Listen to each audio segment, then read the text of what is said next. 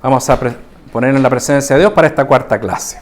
En el nombre del Padre, del Hijo y del Espíritu Santo. Amén.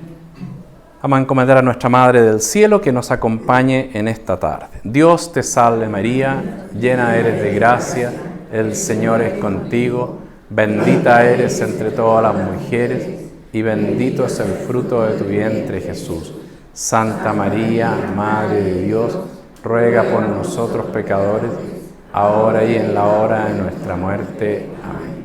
Ave María Purísima. Muy bien, vamos a continuar. Hemos hecho 3 clases, esta es la cuarta y con eso cerramos este curso. Hemos visto que nosotros somos imagen de Dios, o sea, creados por Dios para encontrarnos con Él. Y en ese camino uno a veces comete pecados y por eso hemos visto en segundo lugar el pecado que rompe esa relación con Dios o la daña un poco y va como dificultándola. Y ayer entonces vimos la gracia en el Antiguo y Nuevo Testamento, que es el don de Dios que se entrega a nosotros y que nos transforma para que nosotros podamos responderle adecuadamente en esa relación de amor que Él establece con nosotros, que es la gracia. Y hoy día entonces vamos a ver 2 cosas. Una, esto que se habla del pecado original, como para comprender este concepto teológico del pecado original, que nunca se entiende mucho, yo lo voy a explicar un poco, y luego cómo eso hay un camino de crecimiento, de gracia, de conversión en el camino, o sea, algo sobre cómo avanzar en la vida espiritual. Entonces son como 2 grandes temas. El primero va a ser entonces el pecado original. Pecado original es una doctrina de la Iglesia Católica que fue así elaborada como con el título de pecado original, pero se refiere a un aspecto que aparece en la Biblia que es, no necesariamente con esa palabra. Así con esa palabra, pecado original, no aparece en la Biblia, sino que el nombre se le puso después, con San Agustín y en esa época. Pero la idea está absolutamente en la Biblia y en el fondo quiere decir 2 cosas, así como 2 aspectos. Y es que todos los seres humanos nacemos con una necesidad de Dios, con una necesidad de la ayuda de Dios, con la necesidad de la gracia. O sea, el pecado original en primer lugar tiene eso que todos nacemos, o sea, somos concebidos, existimos, con necesidad de Dios. Y necesidad de la ayuda para encontrarnos con Dios. Porque, en segundo lugar, todos nacemos con una cierta tendencia al mal, que se llama concupiscencia, que nos hace tender al mal. No solamente tendemos al bien, no solamente hacemos el bien, sino que también tenemos muchas veces tendencia al mal. Y como que nos nace hacer cosas malas. Y todo esto no proviene de la creación de Dios, sino que proviene de alguna manera del origen de nuestros primeros padres, como haya sido la historia, y que de alguna manera cometieron una falta en el sentido de que no vivieron de acuerdo al plan original de Dios, y ese pecado de ellos de alguna manera influyó y dañó de alguna manera la naturaleza humana que se ha ido transmitiendo, y por eso recibimos esta naturaleza con estas características, necesitada de Dios y también con una cierta tendencia al pecado. Esa sería como esta idea. Entonces, básicamente podríamos decir que es esta condición que nos hace tender al mal y que nos hace necesitar de la gracia de Dios con la cual todos nacemos. Que no puede provenir de Dios, porque Dios no crea nada así, sino que proviene de alguna manera de nuestros primeros padres y de alguna manera todos somos responsables de eso, porque de hecho la tendencia la transformamos en realidad, porque la tendencia no necesariamente es hacer el mal, pero tenemos una tendencia y más encima la hacemos. O sea, al final todos colaboramos al mal, porque todos colaboramos a realizar males. Esa es como la idea. Entonces, para la idea básica. Ahora voy a ir explicándola un poco más porque tiene un montón de problemas, ¿no? Para comprenderlo, históricos y teológicos. Entonces, si uno lo mira bien, en el fondo hay como un par de cosas que están detrás. La primera es, claro, lo que pasa es que uno ve que el mundo tiene pecado y mal, ¿no es cierto? Y si Dios creó el mundo y era todo bueno, uno dice, ¿de dónde viene el mal? Entonces, no puede venir de Dios, porque Dios no es malo. Entonces, tiene que venir de las criaturas. Y ahí entonces del ser humano en el pecado original, y el pecado original de alguna manera también tiene que ver esas potencias malignas que llamamos demonios, mal. Entonces, de alguna manera es una manera también de comprender que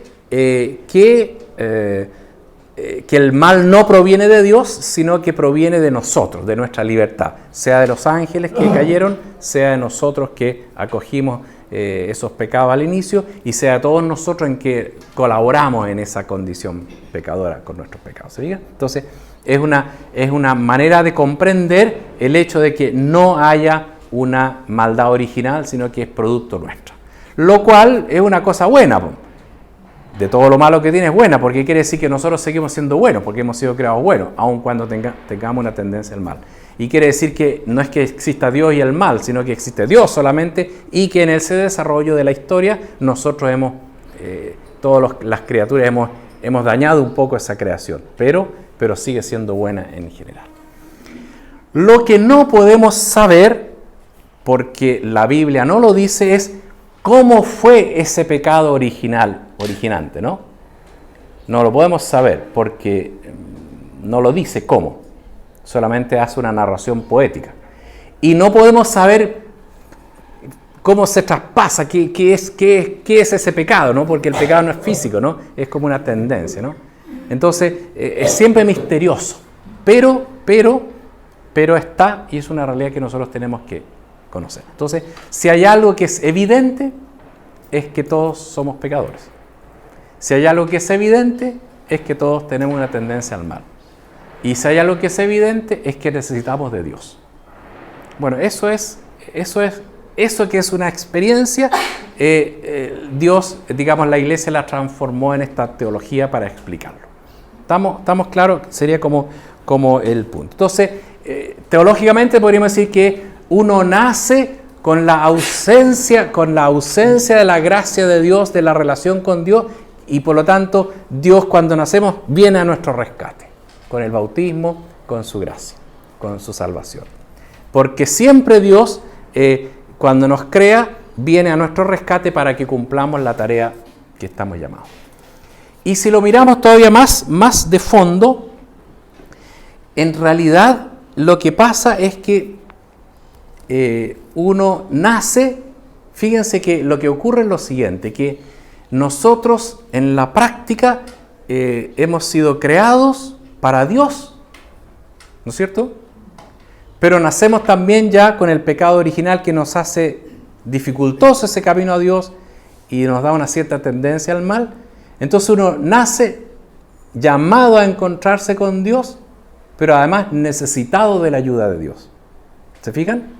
Entonces uno podría decir, pero entonces aquí hay una contradicción, porque sí, estamos llamados a encontrarnos con Dios, pero no podemos encontrarnos con Dios, nos cuesta. ¿Qué pasa? Entonces, lo que pasa es que nacemos necesitados de Dios, necesitamos de Dios, hemos sido creados para Dios, pero Dios nos ha creado con su promesa de que nos llevará a Él, que es siempre libre. Entonces, uno nace no solamente con la necesidad de Dios, ni siquiera con el llamado a Dios, sino además con la promesa de Dios de que me va a ayudar a encontrarme con Él. Entonces, la gracia tiene ese misterio, ¿no? Que es libre de Dios, totalmente libre. Nadie le puede exigir a Dios nada. Pero uno sabe que cuenta con eso. ¿Te fijan que la libertad y el amor están unidos? O sea, Dios es totalmente libre, no está obligado a nada. Pero me ha prometido, con fidelidad como vimos ayer, que no se rompe, como la esposa en fidelidad, me ha creado con la promesa de que te voy a ayudar. Y voy a darte toda la gracia que necesites. Y voy a ayudarte a sobrellevar y a sobrepasar ese pecado original. ¿De acuerdo? Entonces, finalmente, lo único importante de esta teología del pecado original es que todos nacemos necesitados de Dios, pero con la promesa de que Dios nos va a ayudar. Entonces, ahí uno comprende por lo que le pasa a uno, que uno puede vivir en paz, sabiendo que es un pecador, porque sabe que tiene la promesa de Dios de que lo va a sacar adelante, y que uno puede vivir en paz, con dolor, cuando ve que alguien está muy alejado de Dios, dice, pucha, esta persona no le pide ayuda a Dios y se aleja de Dios. uno puede saber y tener la paz de que esa persona está bajo la promesa de Dios que le dijo: yo te voy a acompañar, ayudar y te voy a tratar de mandar todo lo posible que te ayude hasta tu muerte. Porque es la promesa de Dios. Entonces, ese es como el punto fundamental. ¿De acuerdo? Esa es como la primera idea, como para entender a qué estamos refiriendo. Eso aparece en la Biblia, aparece en dos momentos importantes, aun cuando aparece con otro nombre, no dice pecado original. Aparece en el Génesis, en el pecado de Adán y Eva, y aparece en San Pablo en la carta a los Romanos, en el capítulo 5, cuando dice: todos pecaron en Adán y todos han sido salvados en Cristo. ¿De acuerdo? Bien. Entonces, ¿qué es lo que dice el pecado original, llamado así, pero no dice así, sino que es como que nosotros decimos? Pero, ¿qué es lo que dice el Génesis? ¿Se recuerdan que les mostré la otra vez un poquito, leímos un pedazo? Entonces, el Génesis, el capítulo 1, ¿qué es lo que dice? Dios creó todo bueno y creó al ser humano, varón y mujer. ¿Se recuerdan? Y luego dice: y lo puso en el paraíso, que es el lugar de Dios. Porque allí él estaba en relación con Dios, siempre en relación con Dios. Pero después viene el capítulo 3, que Dios le dice a Adán y a Eva, aquí los dos son iguales, ¿no? Carne de mi carne, hueso de mis huesos, de igual dignidad, o sea, los dos son igualmente responsables, los dos representan a la humanidad completa, hombre y mujer, es la totalidad, los dos juntos, todo lo que hacen es junto. O sea, es la humanidad, varón y mujer, que comete esa falta. ¿Y qué es lo que le dice Dios? Mire, le dice: te pongo en el paraíso, aquí puedes gozar de todos los frutos, goza de la vida y domina sobre toda la creación. Es decir, vas a ser mi imagen en la tierra, en una plena relación con Dios, porque el paraíso es el lugar de Dios. De hecho, Dios se paseaba todas las tardes, ¿se recuerdan? Se paseaban las tardes por el paraíso, o sea, estaba ahí.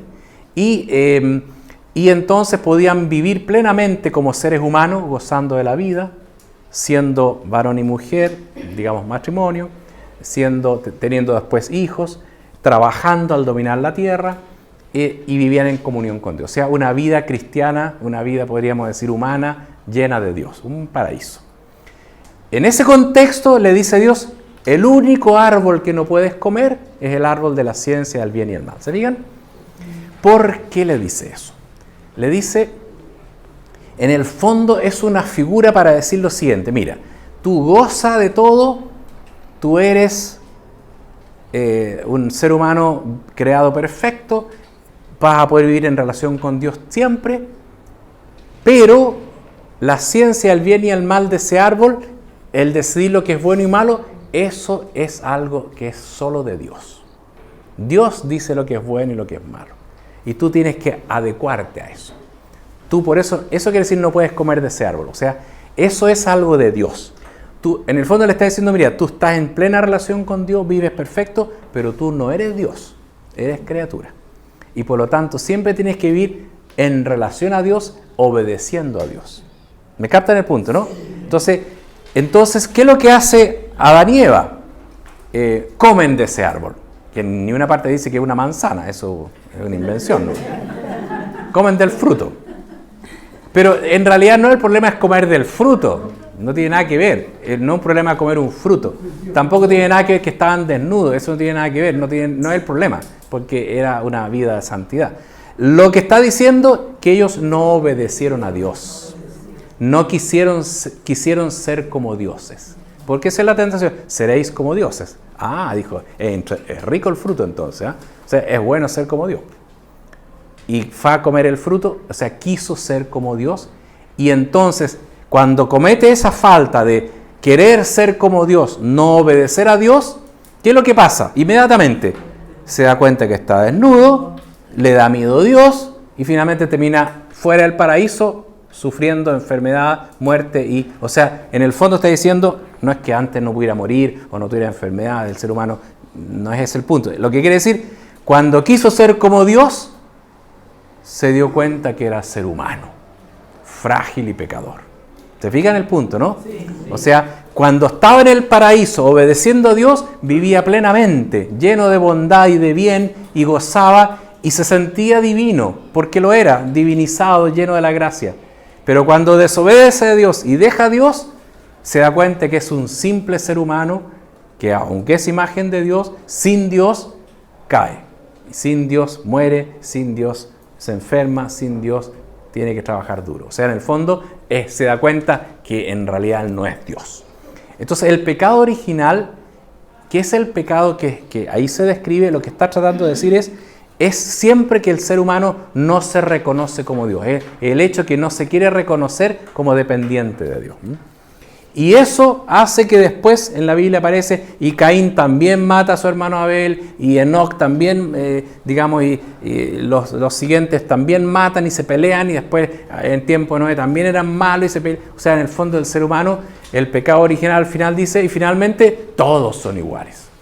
Todos quisieron ser como Dios y después se dan cuenta de su fracaso. Entonces, el pecado original es como esa condición innata de que nacemos por naturaleza, transmitida de este pecado original, pero al final todos caemos en lo mismo y al final todos colaboramos y al final todos hacemos nuestro pequeñísimo pecado original también. Porque también cuando uno va creciendo empieza a hacer maldades sin necesidad. Entonces lo que está diciendo ahí el Génesis simplemente mira el pecado original, o sea, el origen de todo pecado. Lo que está detrás de todo pecado es que tú quieres ser como Dios y no le obedeces a Dios, es la desobediencia. Por eso es que Jesús cuando viene dice, mi alimento es hacer la voluntad del Padre, porque Él sí que es el Hijo de Dios, Él sí que obedece y vive plenamente como Hijo de Dios.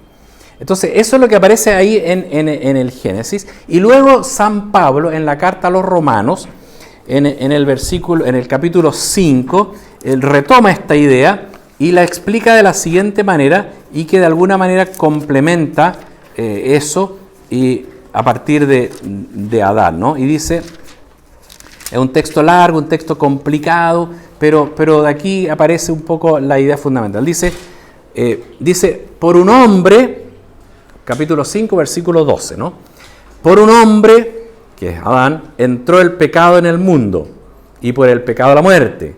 Y así la muerte alcanzó a todos los hombres, puesto que todos pecaron. ¿Se fija? Al final está diciendo, es verdad que el pecado entró por un hombre, pero al final todos pecaron, o sea, al final todos son responsables. Ese es un pecado original en todos, un pecado que al final tenemos todos.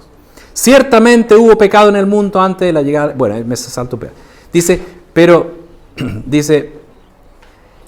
con todo, desde Adán hasta Moisés reinó la muerte, aunque sobre aquellos no cometieron pecado semejante al de Adán, el cual, Adán, era figura del que había de venir, de Cristo. El primer hombre era figura del verdadero primer hombre, ya lo dijimos, que es Jesús. Y aquí dice entonces, pero con el don no sucede como con el delito. Si por el delito de uno murieron todos, con cuánta mayor razón se han desbordado sobre todos la gracia de Dios y el don otorgado por la gracia de un hombre, Jesucristo. ¿Se fijan? Si por un hombre murieron todos, con mucho mayor razón por otro hombre, Jesús, viene la gracia.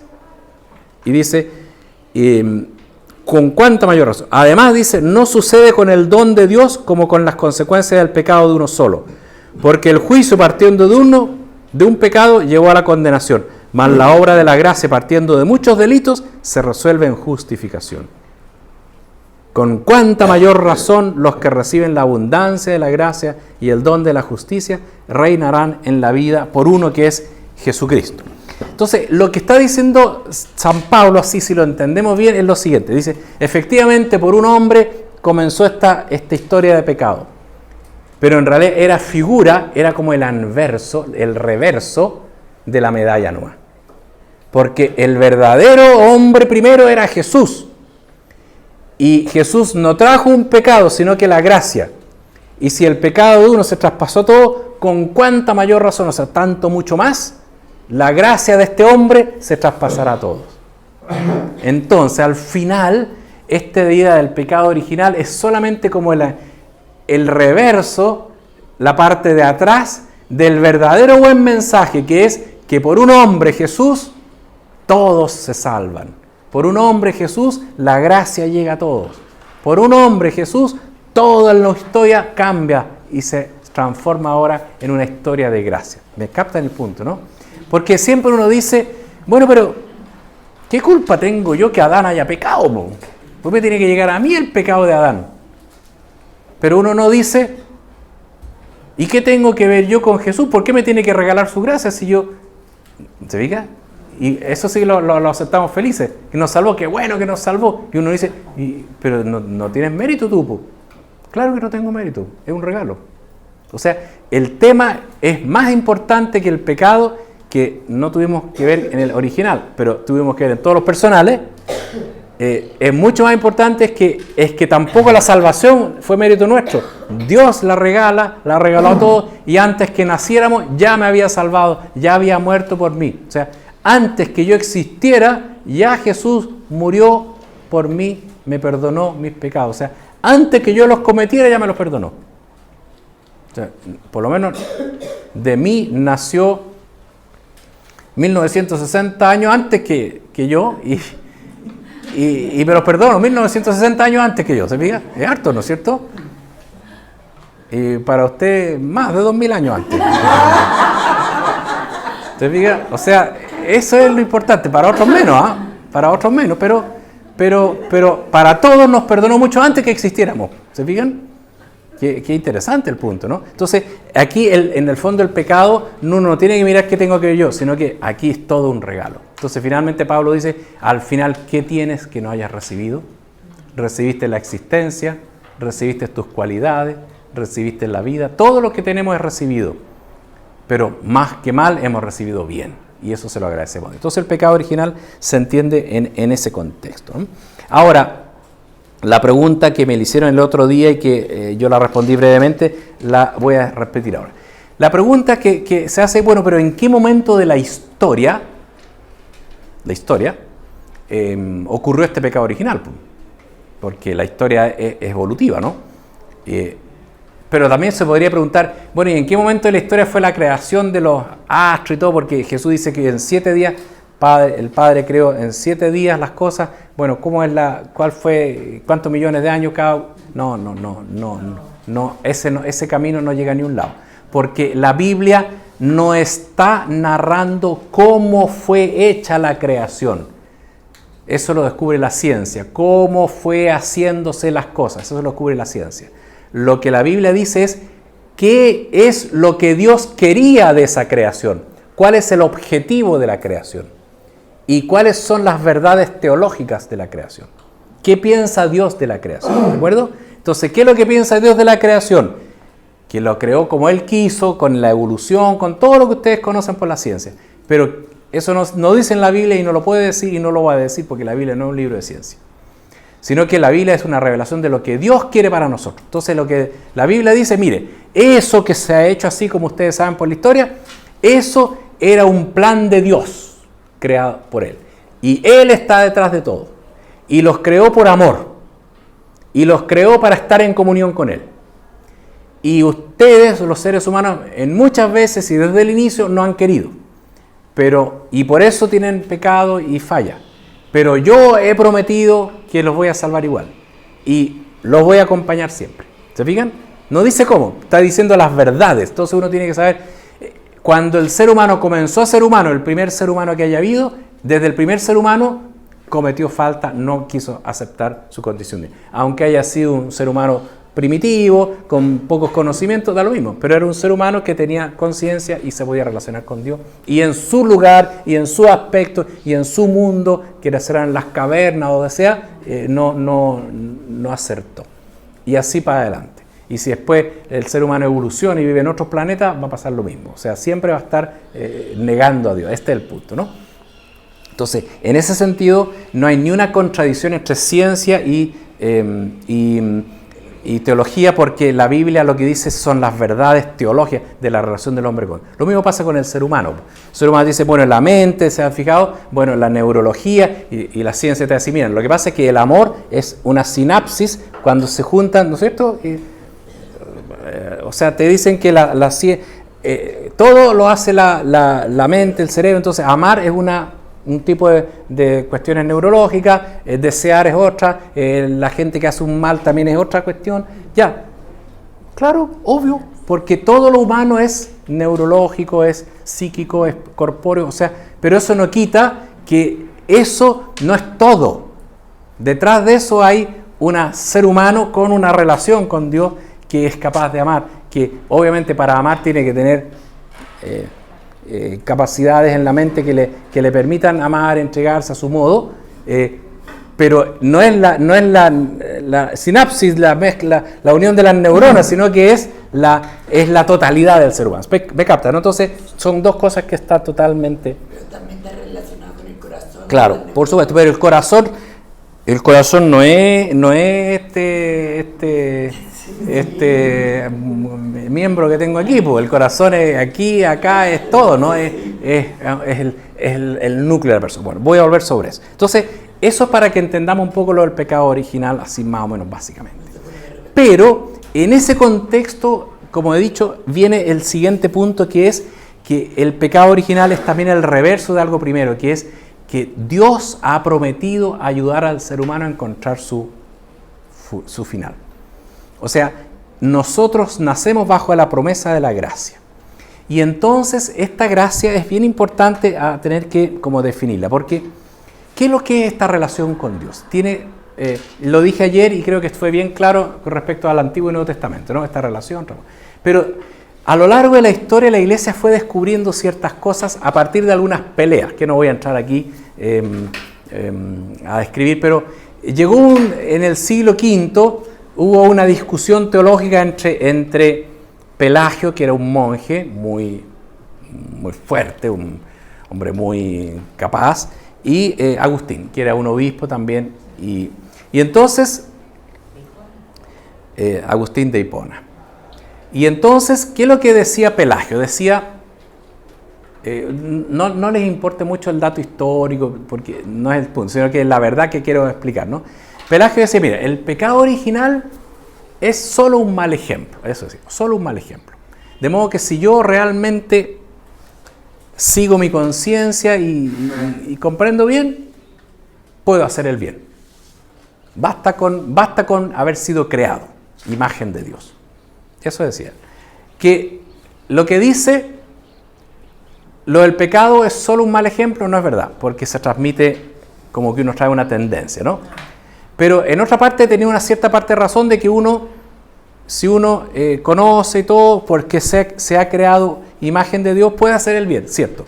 Pero le falta algo que Agustín le dijo. Mira, le dije, es verdad que uno tiene los elementos, pero uno, como está con una tendencia al pecado, siempre necesita de la ayuda de Dios para cada acción buena. Por eso que dice San Pablo, no puede decir Señor Jesús, sino es movido por el Espíritu Santo. Eso quiere decir la gracia. O sea, todo lo que hacemos, bueno, a pesar de que seamos imagen de Dios, precisamente porque tenemos esa tendencia al pecado propio del pecado original, siempre necesitamos la ayuda de Dios para hacer el bien. Y Dios esa ayuda se la da a todos. Su gracia se la da, el Espíritu Santo se la da. Entonces todo lo bueno que hacemos siempre es una obra de Dios. Por eso uno siempre tiene que ser agradecido con Dios y pedirle ayuda a Dios. Por eso necesitamos los sacramentos, por eso necesitamos la palabra de Dios, por eso necesitamos la comunidad cristiana, por eso necesitamos un curso, porque donde 2 o 3 se reúnen en el nombre de Cristo, ahí está el medio. Por eso necesitamos rezar, por eso necesitamos meditar, porque necesitamos de la gracia de Dios para todo acto bueno, porque tenemos una cierta tendencia al mal. Eso lo aclara Agustín y quedó para siempre claro. Entonces, Pelagio no tenía razón, no es solo un mal ejemplo, sino que es una cierta tendencia. Y para vencerla necesitamos de Dios. Entonces, aquí lo que se necesita es básicamente una primera conciencia de que yo necesito de Dios y debo recurrir a Dios siempre, ¿no? ¿De acuerdo? Ese es como un primer punto básico. Luego vino al siglo siguiente unos monjes en Marsella. Fíjense que los que tenían la equivocación eran los monjes muchas veces, porque eran tan buenos y tan santos que al final ¿qué se creían? Que ellos lo hacían por su fuerza, por su capacidad. Y no es así. Entonces estos monjes que eran de Marsella, de una isla que se llama Lerins y también de Cartago. Bueno, y todos esos lugares empezaron a decir, de acuerdo, dijo, nosotros necesitamos la gracia de Dios para movernos para el bien. Pero el primer movimiento, el pedir a Dios su gracia, eso es de uno.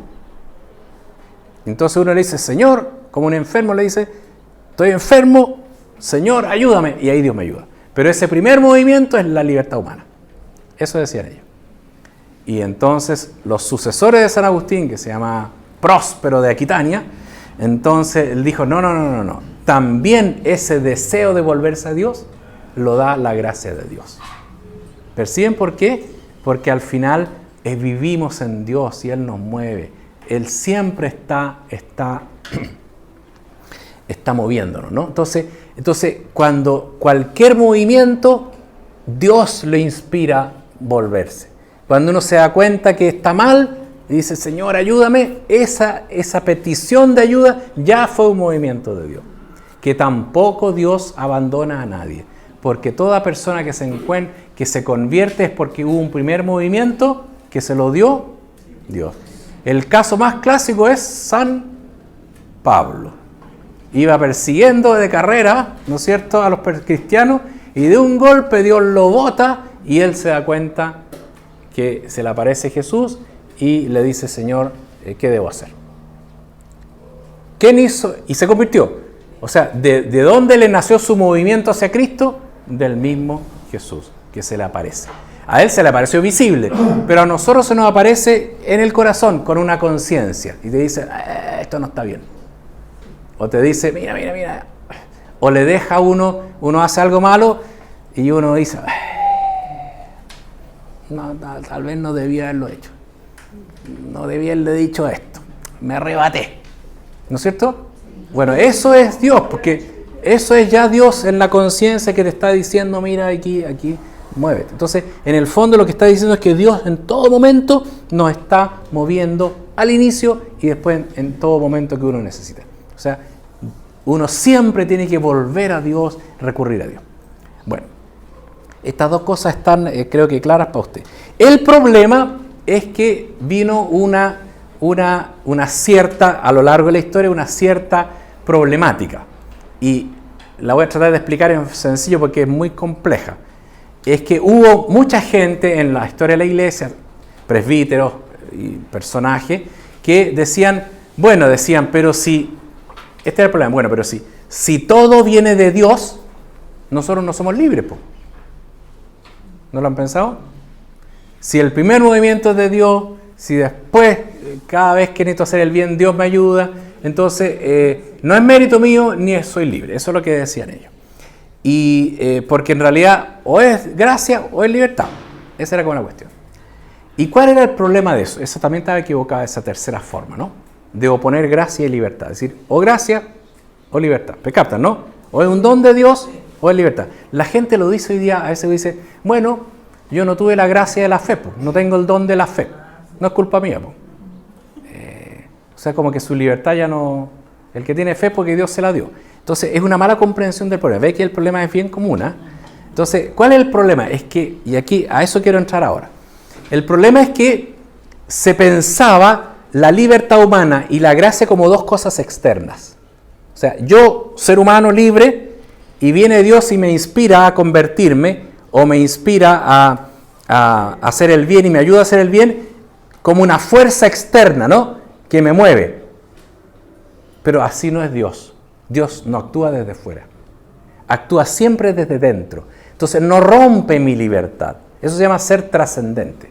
Dios no rompe mi libertad, sino que se mete al interior de mí como la vida. La vida de ustedes está en ustedes, los mueve, pero como que no, pareciera que no influyera en nada, ¿no es cierto?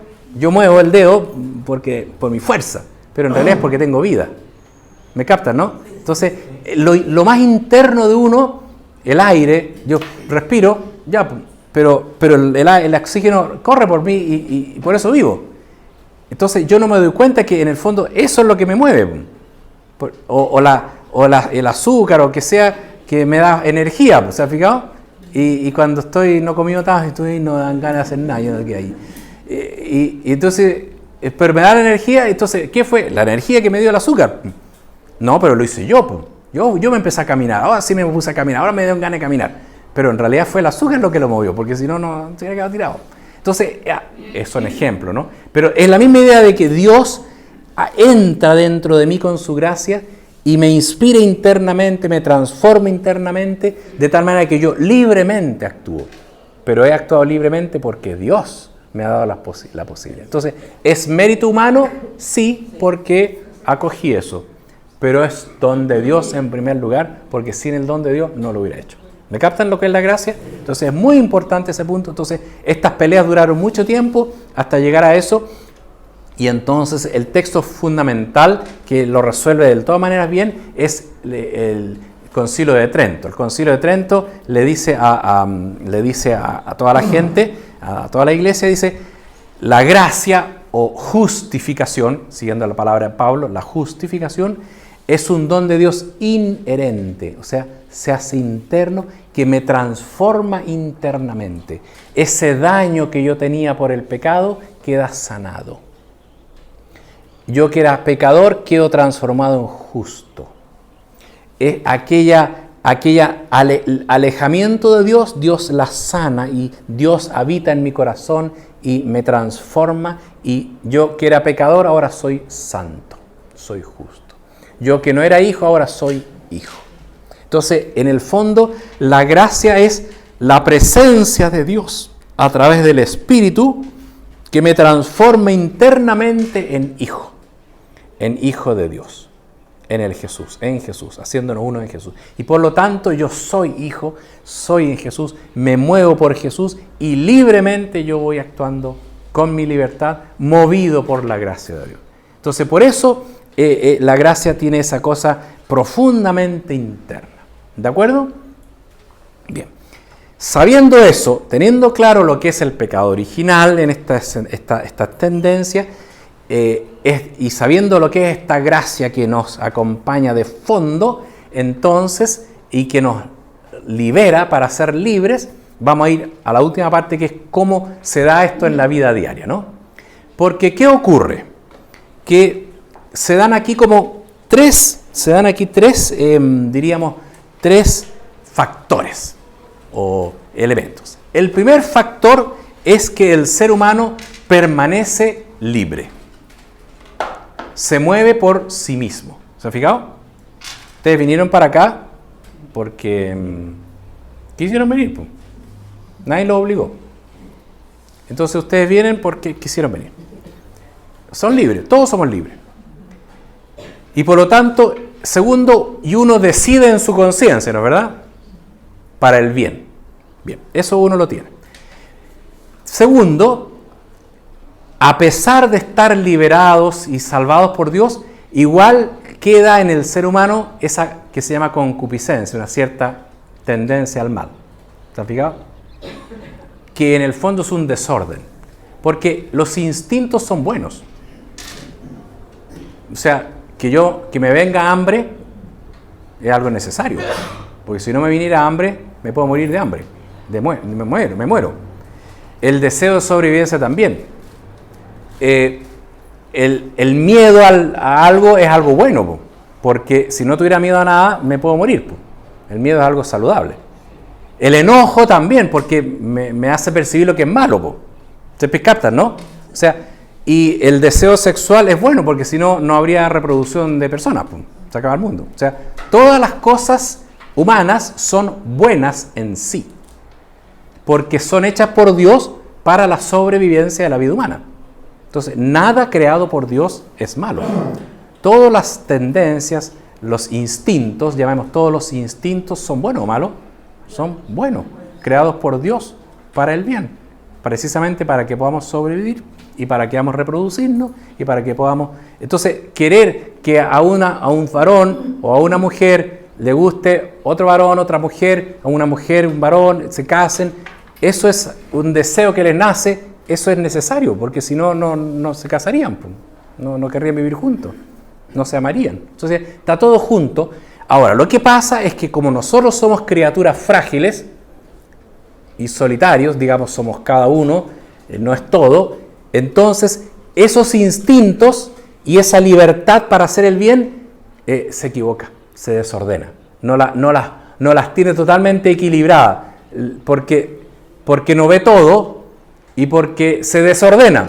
Y de repente tiene un instinto de hambre y le dan tanto hambre que le saca la comida al otro aunque no era suya. O sea, se le desordena el instinto.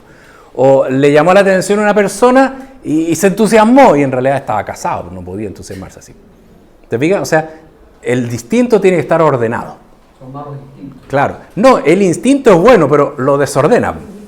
Pasa a ser un mal instinto. Claro, no, el instinto sigue siendo bueno, lo mal utiliza.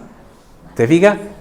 Porque el instinto está ordenado desde el corazón y de la mente y del bien total. ¿Te fijas? O sea, que a un varón le llame la atención una mujer es algo que le va a pasar siempre con muchas mujeres. El problema es qué hace con eso. ¿Te fijas? Obvio, porque a todo varón casado o soltero le puede llamar la atención a una mujer, pero el problema es qué hace con ese, cómo lo maneja. Y eso le pasa en todo. O sea, de repente me dan ganas de pegarle a alguien. El problema es qué hago con eso. ¿Le voy a pegar al niño o solamente le voy a poner firme y decir, no, esto no se hace?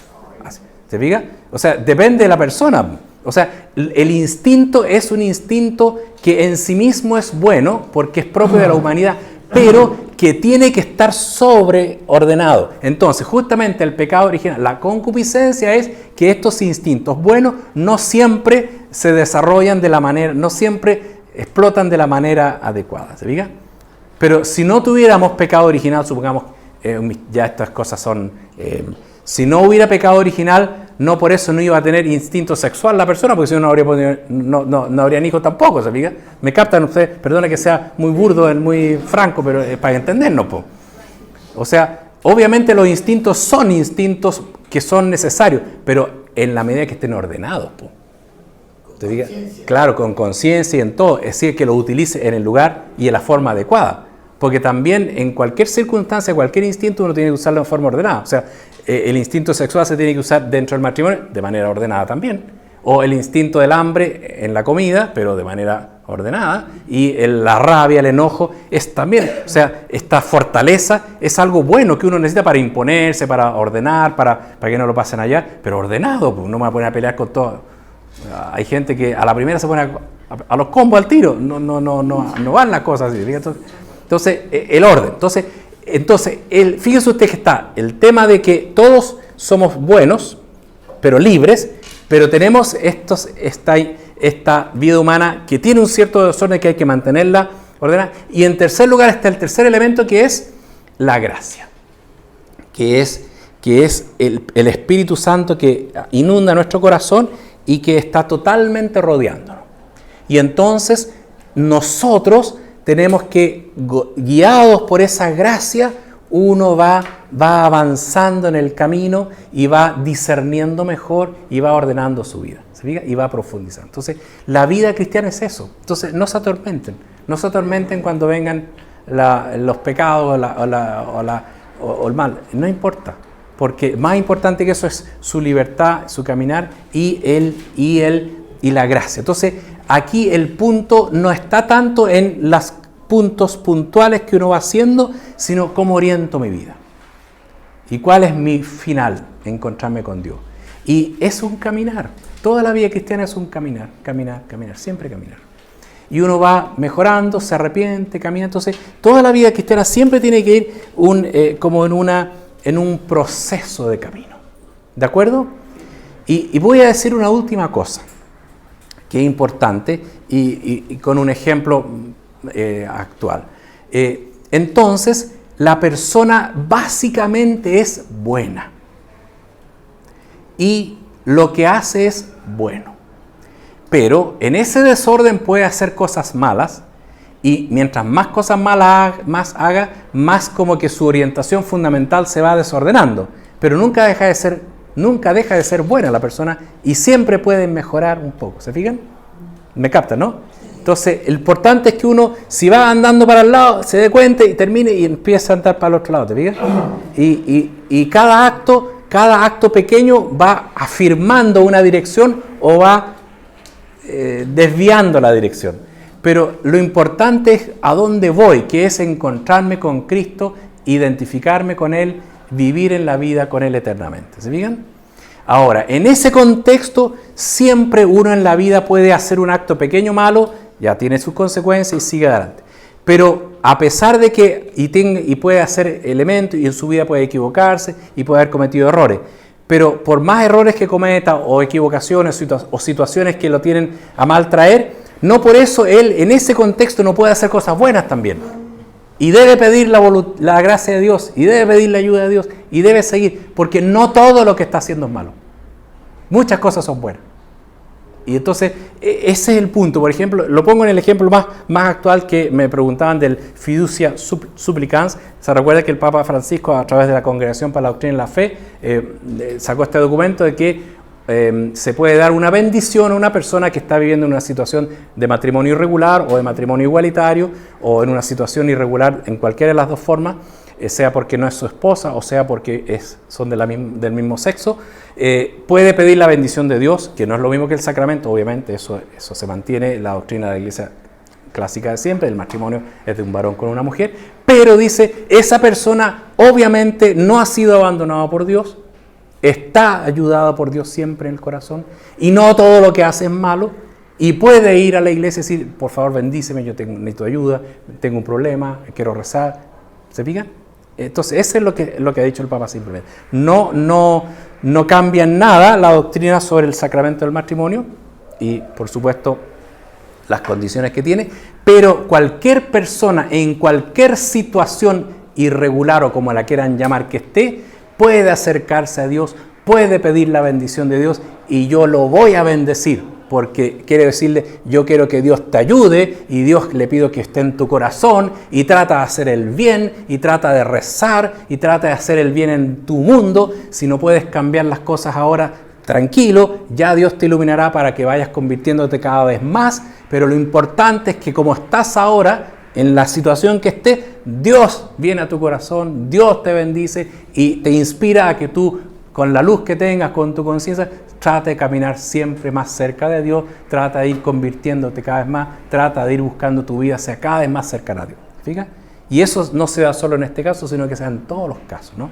Una persona que está en la cárcel, condenada por un delito grave, un delito importante, siempre han habido capellanes, ¿se han fijado?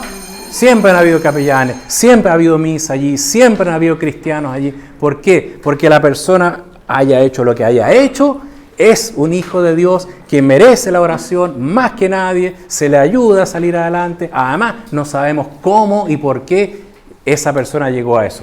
Muchas veces tenía harta poca culpa, ¿no? Porque desde niño lo llevaron por ese camino y aprendió solo esas cosas. Entonces, el tema de la gracia, por eso quería decir eso que me parecía importante. Entonces, el tema de la gracia termina, y lo resumo como para finalizar el punto, ¿no? O sea, nadie nunca, son como dos cosas que quería decir con esto. Uno, nadie nunca está tan lejos de Dios que no esté cerca de Dios también.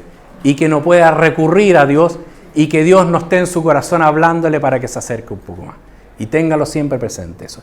Y segundo, que todas las cosas que hagamos nunca determinan toda la vida.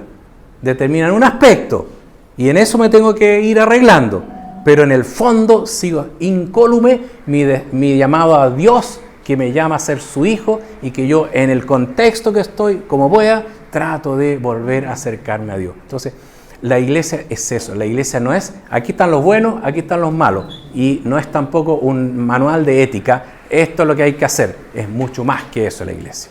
La iglesia es un encuentro con Jesús. Es un encuentro con una persona que te ama. Es un encuentro con alguien que te llama a seguirlo. Es un encuentro con alguien que te dona el Espíritu Santo para que tú internamente te hagas su hijo y camines. Y en ese contexto, habiendo encontrado a Jesús, estando aceptándolo a Él, queriendo su ayuda, aceptando su Espíritu Santo en el corazón y queriendo caminar como hijo de Dios, ahí recién yo le empiezo a decir, bueno, esto no es tan bueno, esto es tan mal, da pasitos de a poco, vamos caminando, porque lo importante es la persona de donde está, que está con Dios, y hay que ayudarlo a dar pasito tras pasito para que se acerque. Entonces uno no olvida ni obvían ni un mandamiento, ni qué es lo que es lo ideal, ni qué es lo que hay que hacer. Pero la iglesia siempre parte de la persona humana como es. Y a esa persona como es, como Jesús que fue donde el pecador, y ahí comió con él, y ahí empezó a caminar. Ese es el camino del Evangelio, y ese es el camino de la gracia. La gracia va al pecador, lo convierte, mostrándole primero el amor de Dios, y lentamente lo ayuda a caminar para que vaya caminando por el mercado. Nosotros como evangelizadores tenemos que tener muy presente eso, jamás ser los jueces, los fiscales de la ética o los fiscales del bien y del mal. Ese es otro momento, otro paso y uno tiene que ser el fiscal de uno mismo en primer lugar. Lo que hay que hacer es traer a Jesús y llevarlo a Jesús. Al menos esa es la orientación que el Papa Francisco ha insistido hasta el cansancio y es lo que entonces la Iglesia y Dios nos pide hoy porque es el Papa actual. Y por eso yo creo que es importante que nosotros retomemos en el fondo, el corazón de lo que Él nos enseña en este punto. Tendríamos muchas más cosas que hablar, pero creo que con todo lo que hemos conversado más o menos les queda una idea básica. Ustedes pueden volver a escuchar estas charlas u otras que hay también en el mismo canal. Así que vamos a terminar con una bendición para todos, ¿ya? Quédense sentados, yo les voy a dar la bendición a todos ustedes y también a todos que escuchen por los medios digitales esta clase, este curso, también reciban su bendición en su hogar. Vamos a pedirle al Señor que nos ayude a ser buenos cristianos, a abrir el corazón para recibir el Espíritu Santo y también para que vivamos siempre como hijos y nosotros seamos verdaderamente testigos de su amor, para que así todas las personas empiecen a caminar el camino del Señor y nosotros también, y así cada uno pueda, siguiendo su conciencia, ir cumpliendo lo que Dios quiere para cada uno.